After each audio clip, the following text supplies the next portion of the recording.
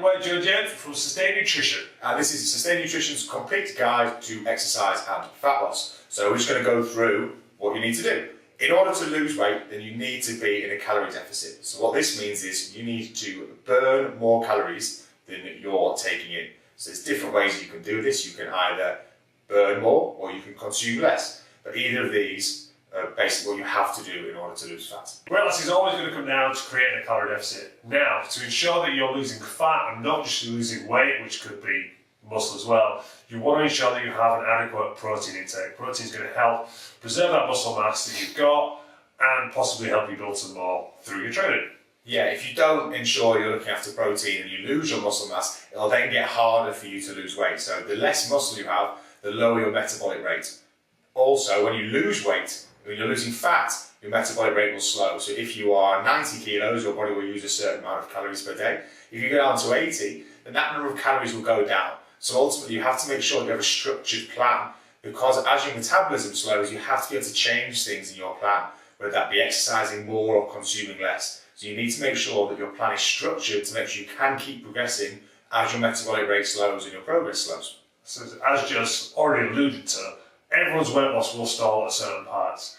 It's not a failure, it's not a sign that your plan is not working or your approach is not working. It's simply a signal to adjust something. As Joe said, the easiest way to do it is just to adjust your training. So you're adjusting your output, you're burning more calories. You can also just turn up on that input, the calories that you're eating as well. So when it comes to training and exercise for fat loss, there's loads and loads of options. You can go out running, you can do things at home, you can do gym classes, you can do weight training. The first and most important thing you should do when you're beginning is do something you enjoy. So you have to make sure that your strategy is maintainable long term. And if you hate the weights area and going to the gym, then don't do it, because it's simply not going to work for you. So the first thing you need to do is find something that you actually enjoy.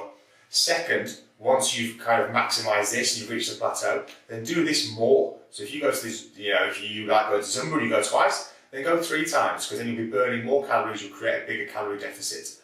Then, once you've maximised that, then go an extra time or do a little bit more exercise, whatever you can do to find an extra calorie burn. Yeah, people will get so caught up on this is the ideal way for fat burning. This is, it's HIIT, it's cardio, it's CrossFit, it's circuits.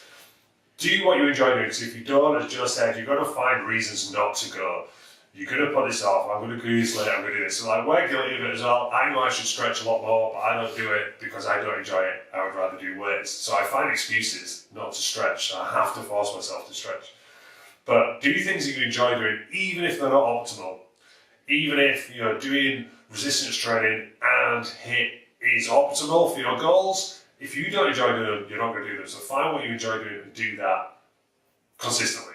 Yes, we're just going to go through all the different approaches you can take now and go through kind of pros and cons. So we'll start with cardio and then move on to weights from there. So does walking burn fat? Of course it does, because it's just a way for your body to burn energy. It's great, it's free, it's easy to do, it's low impact. So that's a great start for people. If you then want to progress that, then running is another obvious option. You're going to burn more calories in walking, so it's going to take you less time, or you can burn more calories in the same amount of time. But the issues that you have could be the impact on your joints. If you're more overweight, if you're old, if you've got bad joints, then there are hindrances to this. So swimming is a great alternative to that. It's going to work your core, you're going to get an upper body and a lower body workout. How many calories you burn in a workout will depend entirely on your muscle mass, your age, your heart rate. So don't go with the generic formulas or the things that you find online. Just go with what you enjoy and what you find taxing, and then you can try and do more and more from there. And that's the way to increase cardio's output, is to basically do longer or work harder for a shorter amount of time, which takes us on to HIIT training. So you can do a period of work followed by a period of rest, and you're able to work harder for that work time, which then means you'll burn more calories doing that. You'll also then have a period of time afterwards where, because of the demands you place on your body will have to recover. But, and this is really important, 5 or 10 minutes of HIIT will not burn more calories than 60 minutes of running.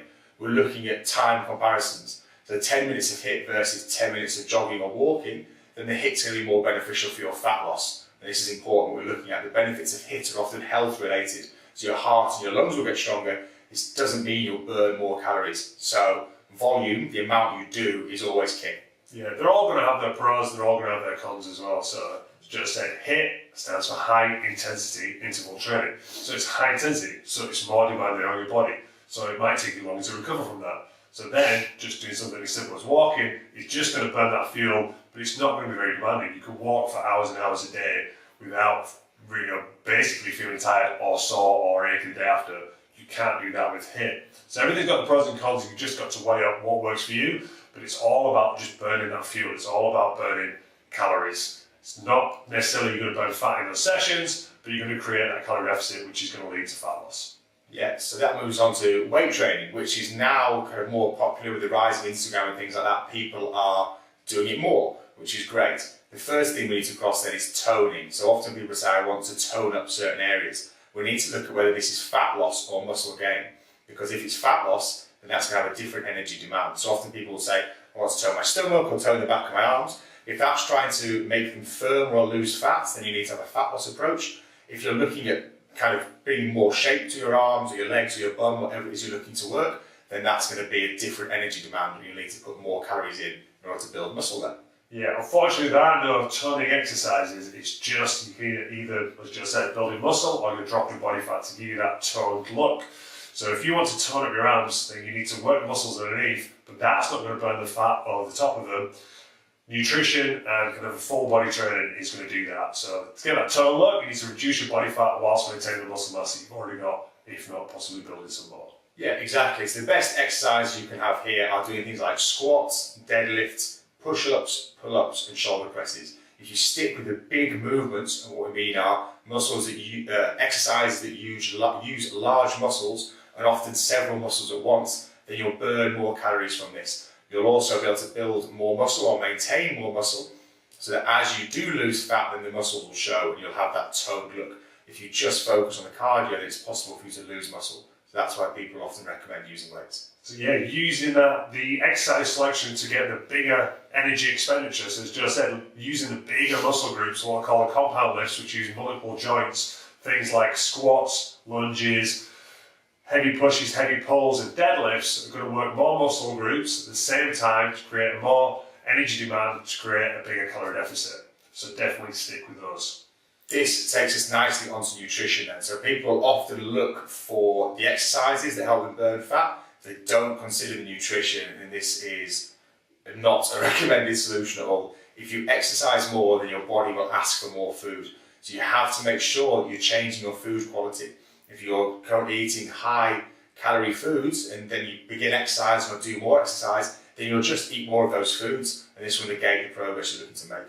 Yeah, your body likes to stay on a level playing field, so if it drops below that, with calorie-wise, it's going to signal you to eat more foods. If you eat some of these kind of poorer choices and nutritionally void foods, like biscuits and sweets and chocolate, etc., you're not going to get that kind of full, satiated feeling that your body wants. So choosing more nutrient-dense foods like vegetables and lean proteins is going to help fill you up without bumping up your calories too high. So you get all the nutrition, but without the excess calories, so it's going to help on your fat loss journey. It's really important here to look at changing your lifestyle. So there's no 8 or 12-week fix that's going to guarantee you get results. You have to look at making small changes that are things that you can maintain long term. So look for the things that you do that you don't necessarily enjoy, or you take in more calories than you possibly need, and then look to adjust those. This is going to be a slow process. You're not going to drop 5 pounds every week for the next 10 weeks. And the approaches that recommend that aren't sustainable long term. Things like pills and shakes and things, where the results look great, but you just can't maintain them longer term. Yeah, these kind of short-term diets, like 4 weeks, 6 weeks, etc., it's kind of like taking a payday loan. You get a quick bump, but then you have to pay it back in full and then some. So if you can make these long-term changes, that's going to guarantee that your results stick with you to the future, as opposed to just doing something for 4 weeks and then going back to what you did before, getting all the way back. You can look at making these changes, making steadier progress, but continuous progress throughout the future. Yeah, people always think that they have to weigh their food in order to get themselves into a calorie deficit. But ultimately, if you just record what you're doing and then make changes from there, replacing higher calorie options with lower calorie ones, this is a way to do it without having to weigh every single gram and count all of your calories. Because for most people, it's just not sustainable either. So yeah, just look at the food that you're going to eat. You have to, have some kind of plan or some kind of idea of what you're going to eat or where you're going to get some food from. But you don't have to wander around with 6 boxes of Tupperware every single day. It's just as simple as ticking off simple boxes: protein, vegetables, possibly healthy fats, possibly carbs as well. And that's how you build a meal. It's just having the confidence to do that. Pick foods whilst you're out on the fly and kind of stick to a plan. I hope you enjoyed our complete guide to exercise and fat loss. If you've got any questions, then just pop them below. And then to hear more about us, you can like our page, Sustain Nutrition, or join our private support group, which is Sustain Nutrition Free Support Group. See you there.